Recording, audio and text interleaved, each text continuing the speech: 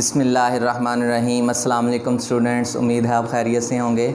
Last lecture में हमने exercise 1.1 का क्वेश्चन नंबर 1 सॉल्व किया था और आज हम क्वेश्चन नंबर 2 सॉल्व करेंगे। सबसे पहले क्वेश्चन नंबर 2 है name the property use in the following equation.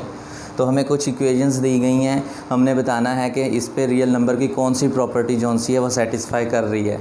और हमने सेकंड लास्ट लेक्चर में प्रॉपर्टीज़ ऑफ रियल नंबर का डिस्कस किया था। वही प्रॉपर्टी जौन सी हमने सिर्फ नेम बताना है कि इस पे कौन सा नेम प्रॉपर्टी जौन सी है वो सेटिस्फाई कर रही है, इस पे कौन सी सेटिस्फाई कर रही है, इसी तरह इस पे कौन सी। तमाम के ऊपर सिर्फ नेम बता देना है और उसे सॉल्व नहीं करना। तो सबसे पहले जो प्रॉपर्टीज़ हैं वो मैं इधर मेंशन कर देता हूँ ताकि हम उसे रिमाइंड कर लें और हमें थोड़ा सा आइडिया हो जाए कि कितनी प्रॉपर्टी थी और कौन कौन सी प्रॉपर्टीज़ थी। तो ये प्रॉपर्टीज़ थी हमारे पास जो हमने पढ़ी थी। सबसे पहले आती है closure property with respect to addition and multiplication, यानी जमा के लिहाज से भी थी और मल्टीप्लाई के लिहाज से भी थी। फिर थी associative property with respect to addition and multiplication. Similarly third है एडिटिव एंड मल्टीप्लिकेटिव आइडेंटिटी, यानी हमारे पास आइडेंटिटी थी जो वो एडिटिव आइडेंटिटी भी थी एंड मल्टीप्लिकेटिव आइडेंटिटी भी थी, दोनों आइडेंटिटीज़ थी। तो इसी तरह फोर्थ थी एडिटिव एंड मल्टीप्लिकेटिव इन्वर्स, यानी दोनों इन्वर्स थे, एडिटिव भी एंड मल्टीप्लिकेटिव भी। और फिफ्थ थी कम्यूटेटिव प्रॉपर्टी और सिक्स थी डिस्ट्रीब्यूटिव प्रॉपर्टी। तो इन्हीं प्रॉपर्टीज़ में से हमने इधर बताना है कि कौन सी प्रॉपर्टीज़ इन इक्वेशंस पर सेटिस्फाई कर रही है। तो सबसे पहले है हमारे पास फर्स्ट क्वेश्चन है 4 + 9 = 9 + 4। आप देख रहे हैं कि ये दो नंबर्स हैं ए एंड बी, ये ए है और ये बी है। और जो इक्वेशंस के दूसरी इक्वल टू की दूसरी तरफ ये बी इधर आ गया और ए इधर चला गया, दरमियान में प्लस वैसे ही है।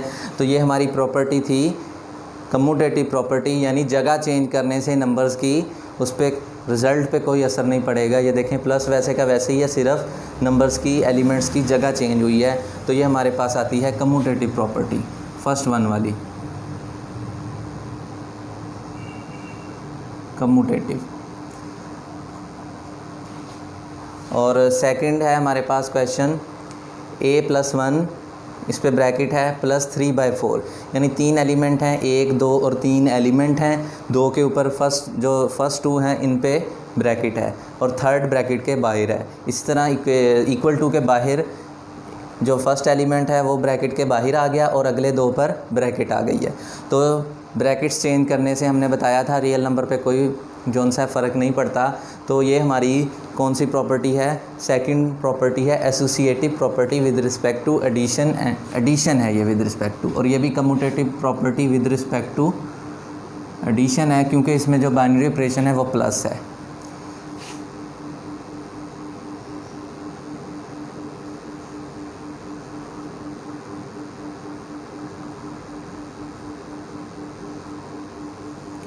With respect to addition. और थर्ड है 3√, +5√, +7√। फर्स्ट 2 एलिमेंट्स के ऊपर ब्रैकेट्स है और थर्ड बाहर है। और इसी तरह इक्वल टू की दूसरी साइड पे फर्स्ट एलिमेंट बाहर आ गया और 2 के ऊपर ब्रैकेट्स आ गई। तो ये भी हमारी वही एसोसिएटिव प्रॉपर्टी होगी विद रिस्पेक्ट टू एडिशन।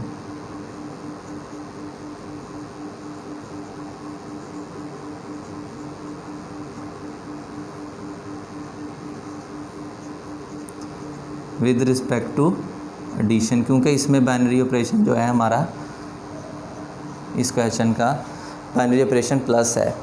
और फोर्थ वन इक्वेशन है 100 + 0 = 100। अब आप देखें ये हमारा ए है और ए में कुछ प्लस कर रहे हैं हम, लेकिन ए की जो है शनाख्त वो वैसे की वैसे ही आ रही है, यानी ए पे कोई फ़र्क नहीं पड़ा। एक एलिमेंट इसमें कोई फ़र्क, हमने जमा भी कर दिया लेकिन ए पे कोई फ़र्क नहीं पड़ा। तो ये हमारे पास एडिटिव आइडेंटिटी में हुआ करता था, यानी जो एलिमेंट की शनाख्त है वो वैसे की वैसे रहती होती है। तो बाइनरी ऑपरेशन प्लस है तो हम इसे लिख देंगे एडिटिव आइडेंटिटी।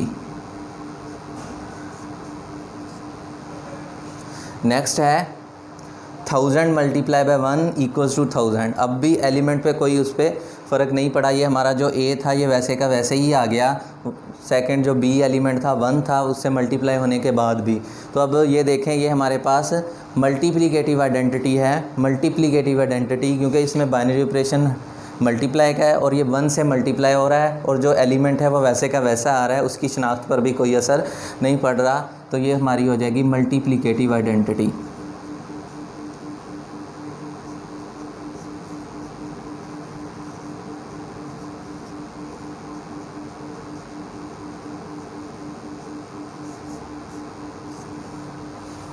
नेक्स्ट 6 क्वेश्चन है 4.1 प्लस माइनस 4.1।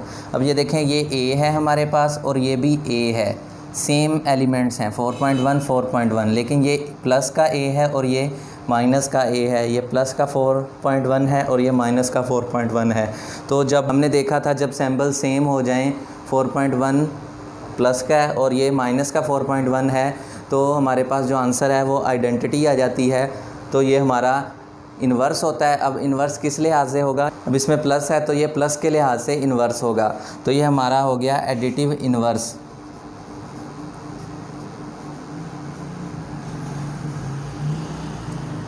क्योंकि इन्वर्स में एलिमेंट सेम होते हैं लेकिन उनके जो साइन हैं वो उल्ट होते हैं, प्लस है तो माइनस, माइनस है तो प्लस। सिमिलरली 7th क्वेश्चन है a माइनस a, ये भी पॉजिटिव है और ये नेगेटिव है, सेम एलिमेंट्स हैं लेकिन सिर्फ प्लस माइनस का इनमें फ़र्क है। तो ये भी हमारा वही एडिटिव इन्वर्स ही हो जाएगा।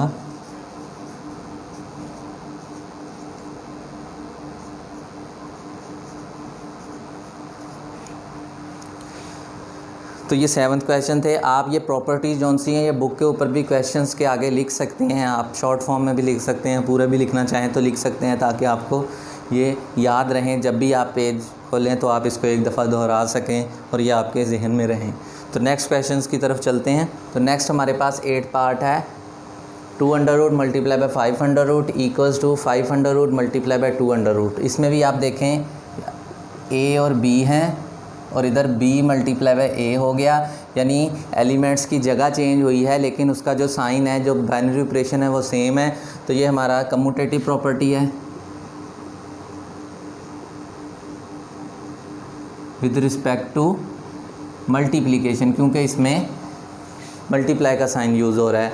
नेक्स्ट 9th पार्ट है a bracket b minus c bracket है। अब देखें a बाहर है, b माइनस c इसके अंदर है। अब a क्या हो रहा है, मल्टीप्लाई हो रहा है और b माइनस c उसमें डिफरेंस है उनका, वो माइनस हो रहे हैं। तो अब a b के साथ भी चला गया, a c के साथ भी चला गया, यानी a डिस्ट्रीब्यूट हो गया दोनों एलिमेंट्स के साथ। अब a डिस्ट्रीब्यूट हुआ है हमारा लेफ़्ट साइड से, तो ये हमारी प्रॉपर्टी है distributive property, left distributive property, क्योंकि लेफ़्ट साइड से a डिस्ट्रीब्यूट हुआ है।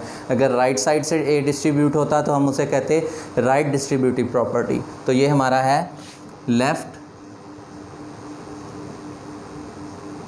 Distributive property. तो 10th पार्ट है x माइनस वाई ब्रैकेट है और z इसके बाहर है। तो x z हो गया माइनस y z हो गया। देखें z फिर इस पर डिस्ट्रीब्यूट हो गया, लेकिन ये z डिस्ट्रीब्यूट हुआ है राइट साइड से, तो हम इसे क्या कहेंगे, राइट डिस्ट्रीब्यूटिव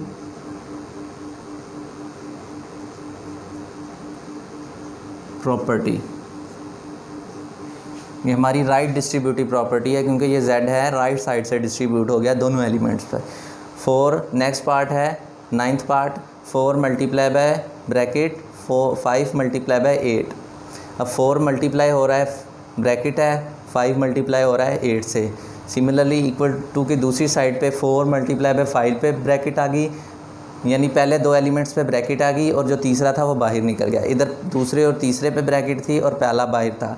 तो अब देखें ब्रेसेस चेंज हो रही हैं, ब्रैकेट्स चेंज हो रही हैं, लेकिन जो एलिमेंट्स हैं वो सेम है। तो हम इसे क्या कहते हैं, associative property with respect to multiplication, क्योंकि इसमें मल्टीप्लिकेशन का साइन यूज़ हो रहा है।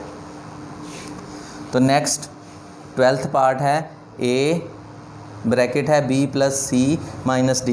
अब इक्वल टू की दूसरी साइड पे देखें ए डिस्ट्रीब्यूट हो गया बी पे, सी पे और माइनस डी पे, तो ए डिस्ट्रीब्यूट हुआ है तो ये भी लेफ़्ट डिस्ट्रीब्यूटिव प्रॉपर्टी हो जाएगी, लेफ़्ट डिस्ट्रीब्यूटिव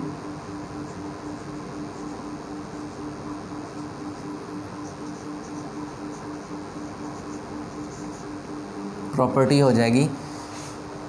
ए डिस्ट्रीब्यूट हुआ है लेफ़्ट साइड से, तो ये भी डिस्ट्रीब्यूटिव प्रॉपर्टी है। ब्रैकेट के अंदर 3 एलिमेंट थे, पहले हमारे पास 2 एलिमेंट्स होते हैं। तो ये था क्वेश्चन नंबर 2, जिसमें हमने सिर्फ क्वेश्चंस की प्रॉपर्टी बतानी थी कि कौन सी प्रॉपर्टी इस पे सेटिस्फाई कर रही है। रियल नंबर की जो हमने 6 प्रॉपर्टीज़ पढ़ी थी उनमें से कौन सी इस पे सेटिस्फाई कर रही है। उम्मीद है आपको समझ आई होगी। मिलते हैं नेक्स्ट लेक्चर में, अपना बहुत सारा ख्याल रखिएगा। अल्लाह हाफिज़।